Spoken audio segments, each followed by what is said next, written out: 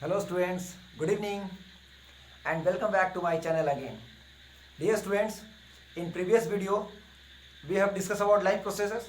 Now today I am going to continue the next topic of that particular lesson. And the name of lesson is life processes.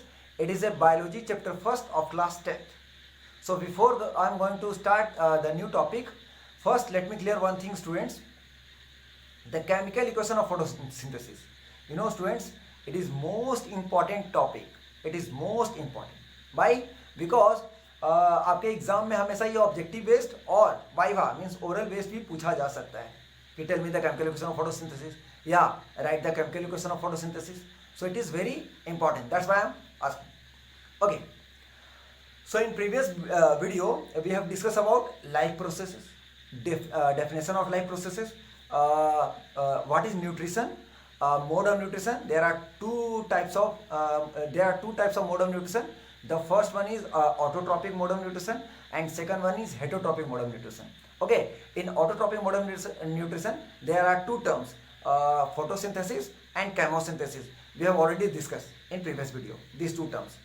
Okay, now today we have discussed about heterotrophic of mode of nutrition. Means mod of nutrition का दूसरा topic जो है heterotrophic, उसको हम deal करने वाले हैं. उसमें तीन पॉइंट्स आएंगे. The first one is saprophytic nutrition, second one is parasitic mode of nutrition and third one is holozoic. ठीक है, सो लेट्स स्टार्ट. इससे पहले कि स्टार्ट करें आपको मैं फिर से बता देता हूँ photosynthesis, the chemical equation of photosynthesis. एक बार फिर से मैं लिखवा के बता देता हूँ कि इसका एक्चुअली में कंप्लीट केमिकल इक्वेशन क्या होगा फोटोसिंथेसिस का. ठीक है, तो क्या लिखोगे? Chemical equation of photosynthesis. Okay students, तो इसका लिखोगे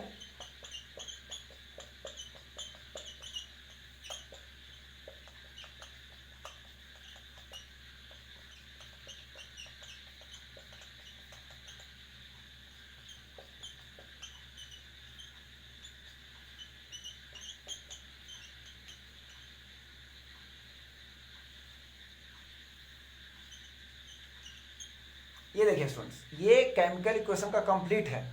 ठीक है, फोटोसिंथेसिस का जो केमिकल इक्वेशन होता है फोटोसिंथेसिस में, ये कंप्लीट इक्वेशन है. देखिए कार्बन डाइऑक्साइड और 12H2O, इसको आप देखोगे तो बैलेंस भी है. तो कंप्लीट केमिकल इक्वेशन मैंने पहले ही केमिस्ट्री में पढ़ा चुका हूँ कि तभी वही कंप्लीट केमिकल इक्वेशन होता है जिसका number of elements LHS side यानी reactant side is always equal to number of elements on product side. तो इसमें देख लेना, कार्बन का, ऑक्सीजन का, हाइड्रोजन, तीन ही एलिमेंट्स हैं. तो तीनों का जो नंबर ऑफ एटम्स ये रिएक्टेंट साइड होगा वही नंबर ऑफ एटम्स वो प्रोडक्ट साइड होगा. तो स्टूडेंट्स मैं बार बार इसको फोकस कर रहा हूँ, इसको आप अच्छे से याद कर लो. ठीक है, इस केमिकल इक्वेशन को अच्छे से माइंड में बिठा लो. ठीक है, चलिए अब आगे टॉपिक पे आज नेक्स्ट डील करते हैं. जो नेक्स्ट टॉपिक हमारा,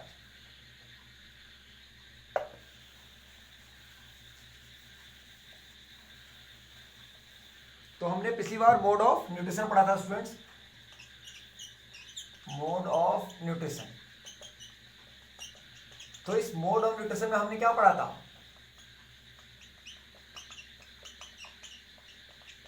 ऑटोट्रॉपिक मोड ऑफ न्यूट्रिशन. इसमें आपको क्या हो गया था? फोटोसिंथेसिस मैंने क्लियर कर दिया था आप लोगों का. फोटोसिंथेसिस और दूसरा होता है केमोसिंथेसिस.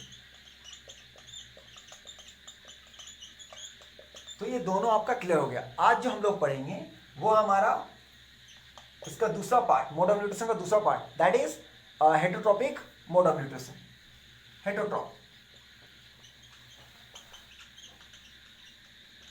हेटरोट्रॉपिक में हम लोग को तीन टर्म पढ़ना स्टूडेंट. फर्स्ट जो है वो है हमारा सैप्रोफाइटिक न्यूट्रिशन. पहले सैप्रोफाइटिक की बात कर लेते हैं. तो देखिए इसका आप कैसे लिखोगे? सबसे पहले हेटरोट्रॉपिक्स का जान लो, क्योंकि सबसे पहले हेटरोट्रॉपिक्स के अंदर सैप्रोफाइट्स आता है. तो जिस तरह से हमने ऑटोट्रॉप्स का डिफरेंस किया था, इसका जस्ट उल्टा कर दो. ठीक है, ऑटोट्रॉप्स क्या था? Autotrophs are those living organism which synthesize their own food with the help of raw material present into the surrounding. तो हेटरोट्रॉप का क्या लिखोगे? Heterotrophic mode of nutrition are those living organism which do not synthesize their own food, they depend their food on other. ठीक है, यानी ये वो living organisms होते हैं जो अपना खाना खुद प्रिपेयर नहीं कर सकते हैं, वो अपना खाना को प्राप्त करने के लिए दूसरे पे निर्भर रहते हैं। ठीक है, इसमें एग्जांपल आएगा एनिमल्स और ह्यूमन बींग्स। ठीक है, अमीबा और भी बहुत सारे एग्जांपल्स हैं। तो ह्यूमन बींग और एनिमल सबसे टॉप में लिखोगे। क्यों? क्योंकि देखो हम लोग अपना भोजन खुद नहीं बनाते हैं। हम लोग को ऐसे नहीं कि सन के लाइट में खड़ा कर दो तो हम लोग पेड़ की तरह फोटोसिंथेसिस करना शुरू कर देंगे, नहीं। हम लोग का दो ही सोर्स ऑफ फूड होता है स्टूडेंट्स, या तो प्लांट सोर्स या एनिमल सोर्स। अगर प्लांट का कोई प्रोडक्ट खाना होगा तो प्लांट से पहले उस प्रोडक्ट को लाना होगा हमको। जैसे कि मान लो आप लोगों को एप्पल खाना है तो एप्पल पहले तोड़ के लाओगे पेड़ से, तब उसको कंज्यूम करोगे। उसी तरह अगर मान लो कोई एनिमल प्रोडक्ट्स है जैसे कि मीट, दूध, अंडा, तो आप पहले एनिमल से, जब एनिमल ये प्रोड्यूस करेगा तब हम उसको वहाँ से ऑब्टेन करेंगे, तब उसको कंज्यूम करेंगे या उसका अलग वैरायटी बना के खाएंगे। तो हम लोग खुद से आत्मनिर्भर नहीं है, खास करके ये भोजन बनाने में हम लोग दूसरों पे आश्रित हैं। That's why we are come in the category of heterotrophic mode of nutrition. तो हेटरोट्रॉपिक डेफिनेशन तो बता दिया, एग्जाम्पल भी बता दिया। इसमें सबसे पहला ही टॉपिक आता है स्टूडेंट्स सैप्रोफाइटिक या सैप्रोफाइटिक न्यूट्रिशन बोल सकते हो उसको। सैप्रोफाइटिक की बात देखो, इसमें क्या होता है सैप्रोफाइट्स में, पहले मैं इसका डेफिनेशन बताता हूँ। Saprophytes are those living organism who derive their nutrition from dead and decaying matter. यानी सैप्रोफाइट्स वो मोड ऑफ न्यूट्रिशन होते हैं या वो लिविंग ऑर्गेनिजम्स होते हैं जो क्या करते हैं, जो अपना न्यूट्रिशन, ठीक है, अपना न्यूट्रिशन सड़े गले चीज़ों में से ऑब्टेन करते हैं। दे डिराइव देयर न्यूट्रिशन, डिराइव मतलब obtain, they obtain there nutrition from dead and decaying things या डेड एंड डिकेइंग मैटर। सड़े गले चीज़ों में से जो अपना न्यूट्रिशन को गेन करे, हमारे लिए वो वेस्ट है। जैसे फॉर एग्जांपल बताते हैं, इसमें बहुत सारे एग्जांपल है। सबसे पहले तो टॉप में आएगा मशरूम। ठीक है, मशरूम को आप देखते हो, अगर आप लोग गांव से बिलोंग करते हो स्टूडेंट्स तो देखना, गांव में जब कोई सूखी टहनी वगैरह टूट के गिर जाती है ग्राउंड में, तो वैसे ही बारिश में ये मतलब सड़ रहा है, वो ओपन इन्वायरमेंट में सड़ रहा है, वो पूरा ब्लैकिश कलर का हो गया है, तो उसमें ना मशरूम उगना स्टार्ट कर जाएगा। ठीक है, उसी तरह से और भी बहुत सारे ऐसे एग्रीकल्चर प्रोडक्ट्स होते हैं जो ओपन एरियाज में सड़ते रहते हैं, उस पर मशरूम उग जाता है। क्यों? उसी तरह ब्रेड मोल्ड एक प्रकार से फंगाई है, तो फंगाई आ जाएगा, ईस्ट आएगा, मशरूम, ये सब एग्जांपल्स हैं इसके सैप्रोफाइट्स के। क्यों? Because they derive their nutrition from dead and decaying things. सड़े गले चीज़ों में से ही इन लोगों को न्यूट्रिशन गेन हो जाता है। इनको नेचर ने ऐसा सिस्टम दिया है कि वो सड़े गले न्यूट्रिशन से ही अच्छा न्यूट्रिशन को गेन करके अपने आप को अलाइव रखता है। ठीक है, तो वो जो टहनी सड़ रही है, मशरूम उसी सड़े हुए टहनी में से न्यूट्रिशन गेन कर लेता है। एक जो ब्रेड में फंगस लग जाता है स्टूडेंट्स, ब्रेड मोल्ड क्या करता है, उसी सड़े हुए ब्रेड के टुकड़े से अपना न्यूट्रिशन गेन करके अपने आप को सर्वाइव करता है। तो ऐसे ईस्ट हो गया, मशरूम, फंगाई को ब्रेड मोल्ड भी कर सकते हो। ये सब कुछ ऐसे एग्जांपल्स हैं जो डिराइव करते हैं अपने न्यूट्रिशन को सड़े गले matters. That's why it is known as saprophytic nutrition. Clear students? Next, इसका नेक्स्ट टर्म है हमारा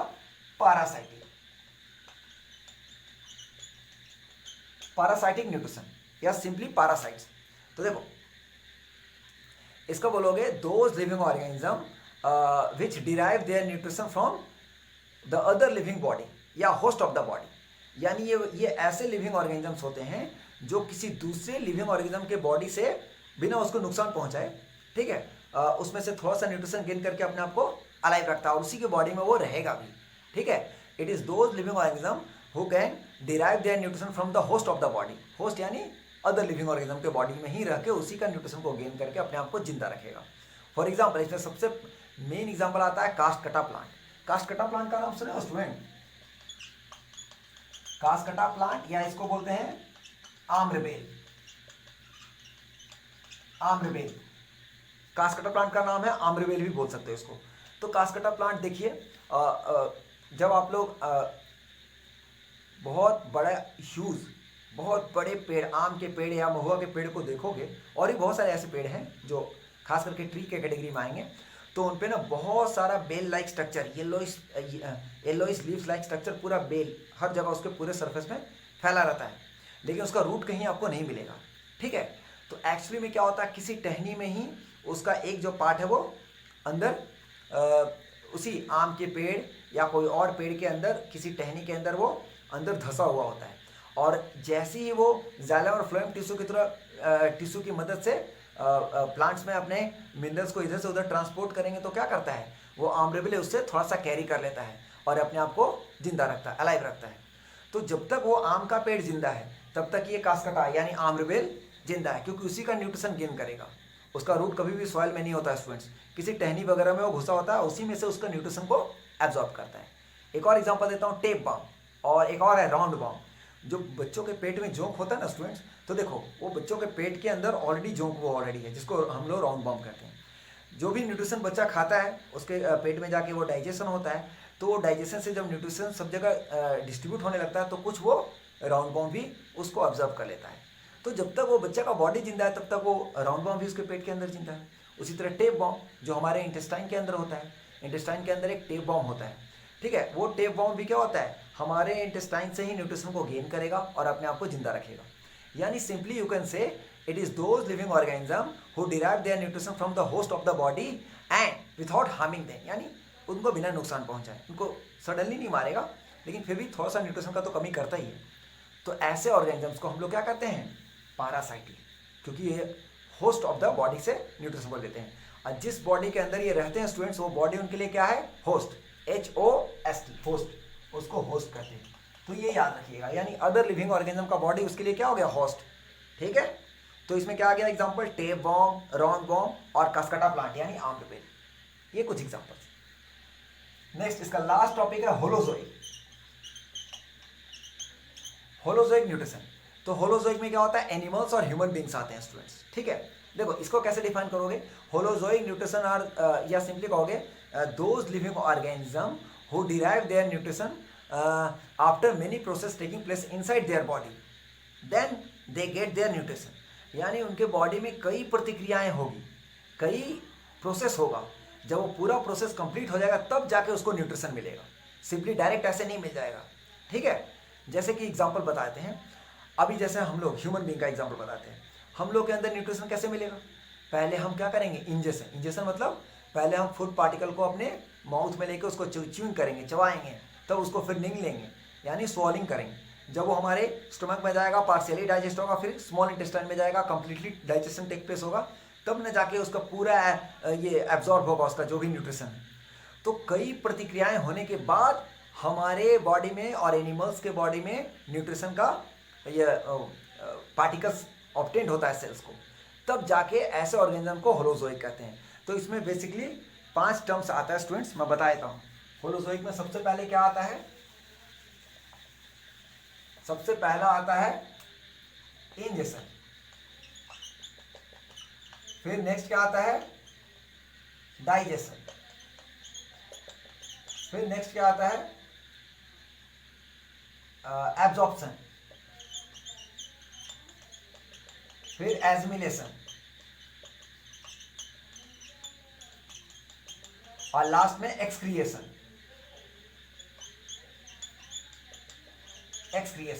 ठीक है। तो देखिए अभी जब मैं ह्यूमन डाइजेस्टिव सिस्टम और amoeba, how amoeba obtain their nutrition जब डिस्कस करेंगे तो ये सारा टर्म्स पांचों ये डिस्कस करेंगे। तो सबसे पहले एनिमल्स और ह्यूमन बीइंग में क्या होता है, इंजेक्शन, ठीक है। यानी हम लोग जो फूड पार्टिकल्स को माउथ के अंदर रखते हैं खाने के लिए, उसको इंजेक्शन कहा जाता है। फिर वो जब हमारे शरीर में जाके डाइजेस्ट होता है उसको डाइजेशन, फिर एब्जॉर्ब, उसमें से जो भी कंपोनेंट्स निकलते हैं, ठीक है, उसको एब्जॉर्प्शन कहते हैं। और एजिमिलेशन यानी सब जगह डिस्ट्रीब्यूट हो जाता है, सारे सेल्स गेट कर लेते हैं न्यूट्रिशन को, तो उसको एजिमिलेशन। और लास्ट में जो अनडाइजेस्टेड पार्ट बच गया हमारे ये लार्ज इंटेस्टाइन में, अनडाइजेस्टेड फूड पार्टिकल जिसको फेसेस कहते हैं, वो शरीर से बाहर भी निकलता है, ठीक है, तो उसको क्या कहते हैं, एक्सक्रिएशन। तो ये पांचों टॉपिक्स, जब ये पांचों प्रतिक्रियाएं हमारे बॉडी के अंदर होता है तब जाके हमको न्यूट्रिशन मिलता है स्टूडेंट्स। तो इसीलिए ऐसे प्रतिक्रियाएं जिनके बॉडी में कई प्रोसेस हुआ ना, मिनी प्रोसेस होने के बाद जो हमारा न्यूट्रिशन गेन हुआ, ऐसे लिविंग ऑर्गेनिज्म को होलोजोइक लिविंग ऑर्गेनिज्म कहते हैं। यहाँ तक कंसेप्ट क्लियर स्टूडेंट्स, ठीक है। तो आप लोग यहाँ तक नोट्स बना लेना, और अगर आप लोगों को नोट्स की ज़रूरत पड़े तो आप मुझे कमेंट्स कर सकते हो, मैं आप लोगों को नोट्स भी सेंड करूँगा। उसके लिए ऑलरेडी मैं डिस्क्रिप्शन में उसका लिंक या नंबर व्हाट्सअप वगैरह पे मैं सेंड कर सकता हूँ, ठीक है स्टूडेंट्स। तो आज यहीं तक रहने देते हैं। नेक्स्ट टॉपिक हम लोग डील करेंगे nutrition in amoeba, means amoeba कैसे न्यूट्रिशन को गेन करता है, क्या उसका खाने का तरीका होता है, कैसे फूड पार्टिकल को कैप्चर करता है, कैसे उसमें डाइजेशन होता है, ये सब तो वो नेक्स्ट वीडियो में। तब तक लिए थैंक यू और मेरे चैनल को सब्सक्राइब करना ना भूलें। Thank you and have a nice day students.